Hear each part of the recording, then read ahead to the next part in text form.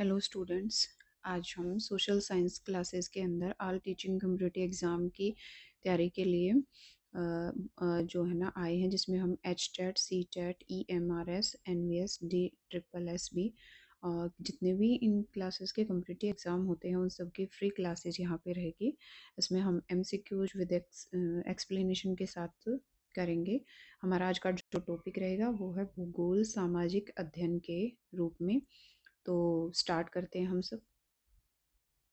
पहला क्वेश्चन है कि मानव भूगोल का संबंध किससे है? पृथ्वी के भौतिक लक्षणों से, मानव समाज और प्राकृतिक पर्यावरण के बीच संबंध से, महाद्वीपों और महासागरों के वितरण से, खगोलीय पिंडों से। तो इसका सही आंसर क्या रहेगा? इसका सही आंसर है मानव समाज के प्राकृतिक पर्यावरण के बीच संबंधों से। मानव भूगोल में यह अध्ययन किया जाता है कि मानव समाज का प्राकृतिक वातावरण के साथ कैसी अंतःक्रिया है और उसके ऊपर क्या प्रभाव पड़ता है। तो प्रकृति का मानव के ऊपर और मानव का प्रकृति के ऊपर गहरा प्रभाव पड़ता है, इसलिए इन दोनों के बीच में संबंध है। तो हमारा ये क्वेश्चन रहेगा। नेक्स्ट जो हमारा है क्वेश्चन वो है कि भूगोल शब्द की उत्पत्ति किससे हुई है? भूगोल शब्द की उत्पत्ति हमारी किससे हुई है? पहला ऑप्शन है लैटिन से, दूसरा है ग्रीक से, तीसरा है संस्कृत से और चौथा है फ्रेंच से। तो इसका सही आंसर क्या होगा स्टूडेंट्स? ग्रीक भाषा से।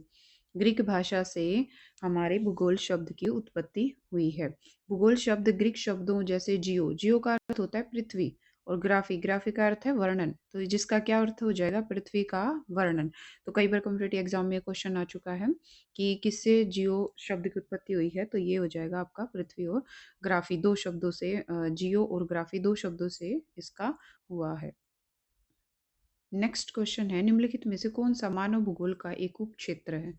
मानव भूगोल का कौन सा उप क्षेत्र है? भौतिक भूगोल, जनसंख्या भूगोल, भू आकृति विज्ञान, जलवायु विज्ञान। तो इसमें से कौन सा आंसर सही रहेगा? जनसंख्या भूगोल। जनसंख्या भूगोल का में मानव भूगोल का एक ही उपक्षेत्र है। जनसंख्या भूगोल जो है वो मानव भूगोल का एक उपक्षेत्र है, जो मानव आबादी के वितरण, जिसके अंदर हम क्या क्या पढ़ते हैं कि मानव आबादी का वितरण मतलब डिस्ट्रीब्यूशन कैसे हुआ, कैसे वृद्धि होती जा रही है जनसंख्या में, और कैसे लोग रहते हैं। तो इन सभी कारकों का अध्ययन जो हम जनसंख्या भूगोल के अंदर करते हैं। तो इसका सही जो आंसर होगा वो है आंसर बी। नेक्स्ट क्वेश्चन है कि भूगोल को सामाजिक विज्ञान के साथ जोड़ते हुए निम्नलिखित में से कौन सा सही है? इनमें से सही कौन सा है? मतलब तीन गलत है, इनमें से एक सही है। तो ऑप्शन है भूगोल केवल भौतिक पर्यावरण का अध्ययन करता है, भूगोल समाजशास्त्र, अर्थशास्त्र और राजनीतिक विज्ञान जैसे विषयों से संबंधित है, भूगोल का सामाजिक विज्ञानों से कोई संबंध नहीं है, भूगोल केवल मानव गतिविधियों का अध्ययन कराता है। तो इसका सही जो आंसर है वो क्या होगा? इसका सही आंसर है भूगोल समाजशास्त्र, अर्थशास्त्र और राजनीति विज्ञान जैसे विषयों से संबंधित है। भूगोल विशेष रूप से मानव भूगोल सामाजिक विज्ञान से गहराई से जुड़ा हुआ है, क्योंकि यह मानव समाज के स्थानिक वितरण की स्थानों में कैसे डिवाइड किया गया, आर्थिक गतिविधियां और राजनीतिक संरचनाओं का भी अध्ययन इसमें किया जाता है। नेक्स्ट क्वेश्चन है कि मानव भूगोल का अध्ययन किस पर आधारित है? मानव भूगोल का अध्ययन जो है वो किस पर आधारित है? पृथ्वी की भौतिक विशेषताओं पर, मानवीय गतिविधि और उनके प्राकृतिक वातावरण के बीच संबंधों पर, मौसम और जलवायु के पैटर्न पर, केवल आर्थिक गतिविधियों पर। तो इसका आंसर क्या हो जाएगा स्टूडेंट्स? मानवीय गतिविधियों और उनके प्राकृतिक वातावरणों के बीच संबंध पर। मानव भूगोल यह अध्ययन करता है कि मनुष्य समाज और अपने प्राकृतिक परिदृश्य और वातावरण के साथ कैसे परस्पर क्रिया कर रहा है। नेक्स्ट क्वेश्चन है भूगोल के किस उपक्षेत्र में जनसंख्या के वितरण, वृद्धि और प्रवास का अध्ययन किया जाता है? ये क्वेश्चन देखो पलट के पूछ लिया है इन्होंने दोबारा से। आर्थिक भूगोल, राजनीतिक भूगोल, जनसंख्या भूगोल या सांस्कृतिक भूगोल। जैसा कि हमने पीछे पढ़ा था कि जनसंख्या भूगोल से जो है ना ये संबंधित है, जिसके अंदर हम मानव आबादी के वितरण, घनत्व, वृद्धि और प्रवास जैसे पहलुओं पर जो है ना उसका अध्ययन करते हैं। नेक्स्ट क्वेश्चन है इसमें निम्नलिखित में से कौन सा सामाजिक विज्ञान भूगोल से संबंधित है? सामाजिक विज्ञान भूगोल से खगोल विज्ञान, जीव विज्ञान, समाजशास्त्र या भौतिकी विज्ञान। तो क्वेश्चन को आप थोड़ा ध्यान से देखेंगे कि सामाजिक विज्ञान भूगोल से क्या संबंधित है। इसका आंसर आ जाएगा समाजशास्त्र। समाजशास्त्र से संबंधित है। भूगोल मानव समाज और उनके स्थानिक वितरण का अध्ययन करने के लिए समाजशास्त्र, अर्थशास्त्र, राजनीति विज्ञान अन्य विज्ञानों से क्या है जुड़ा हुआ है।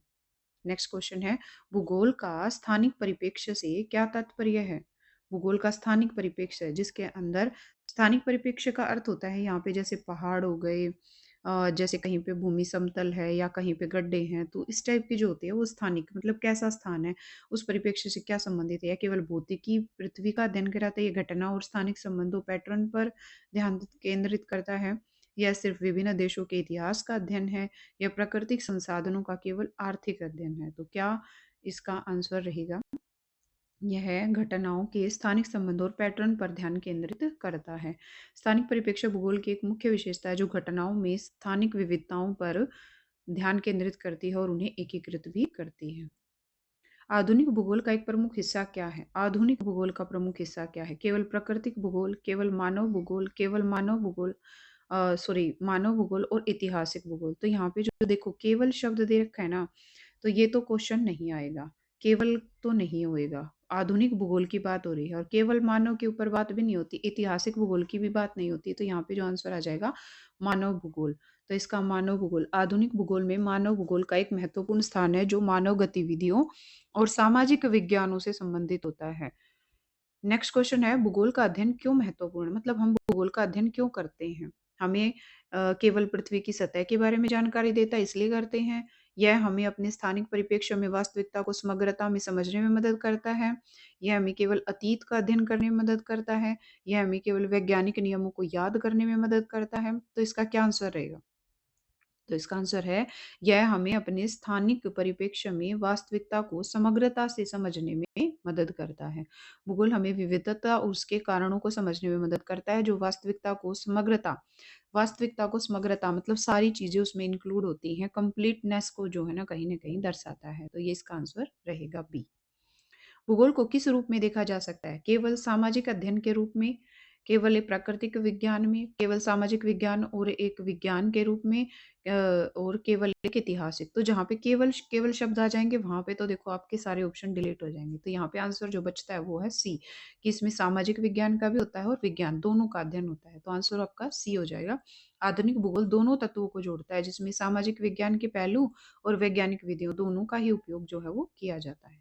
नेक्स्ट क्वेश्चन हो जाएगा यहाँ पे। नेक्स्ट है क्षेत्रीय आर्थिक विकास में असमानता की व्याख्या के लिए गुन्नार गुन्नार मिर्डल ने किस सिद्धांत को विकसित किया था? तो ऑप्शन है विकासवादी सिद्धांत को, संतुलन सिद्धांत को, संचयी कार्य कारण सिद्धांत को, मानवीय पूंजी सिद्धांत को।